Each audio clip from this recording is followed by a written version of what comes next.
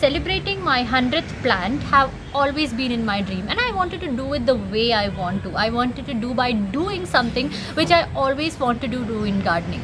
Now for that, today I'll be making a terrarium, and you people will be hearing a lot about this word terrarium these days. So we have closed terrariums, we have open terrariums. Closed terrariums are a little tougher to make, so since I'm a beginner, I'm going to start with an open terrarium, and I'm going to build it in this small fish tank, fish pot, which I've not been using since a long time now. So I have cleaned it thoroughly, and we are going to build a terrarium in this pot. For this we'll be requiring few things. For the first thing is different kinds of plants. So I have got these kind of small fleshy leaf plants which are very easy to maintain, which do not require a lot of water, and this one have always been my favorite, so I've got this as well. The next thing is a small scissor or any kind of tool using which you can snip and put the plants into their correct places, because it's a very closed, it's a very small space, so I don't need a big plant or something. The next thing which I'll require over here is this one. This is crushed activated charcoal, which you can easily get in any of the small shops, hardware shops, or any place. You can just go and ask, you'll get it. Otherwise, even the people who iron our clothes, you can just go and ask them, they will give it to you. So this have to be crushed into smaller pieces.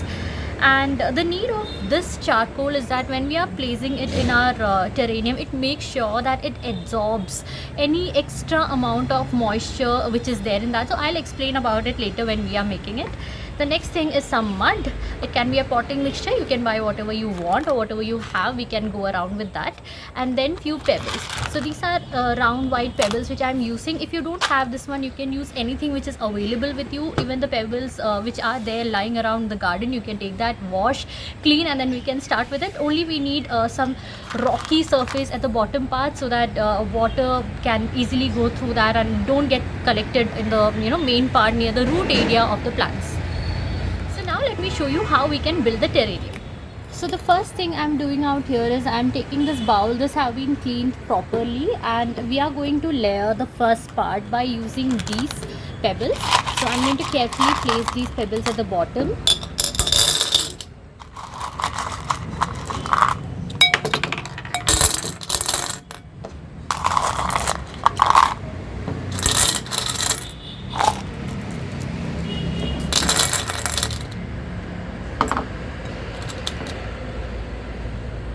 So you can see how the bottom have been filled with these pebbles. Now second thing what we are going to do is we are going to layer it with this activated charcoal. So I'm going to put it around that.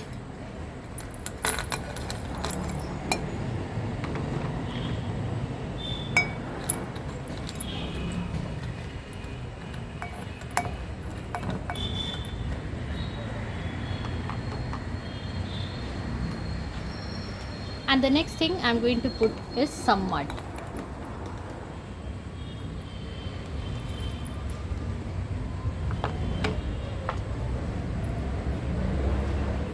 Now we will slowly start placing our plants, starting from the bigger one to the smaller ones.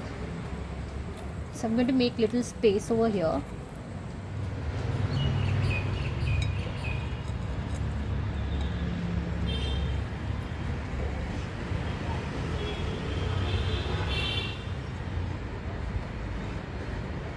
So now you can see that my terrarium is all ready, and this is how it looks.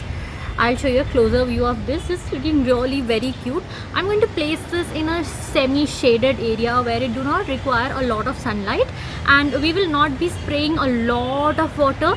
We will just giving a very tiny amount of water to this, and even if by mistake we overwater or something, we have this activated charcoal which will absorb extra moisture.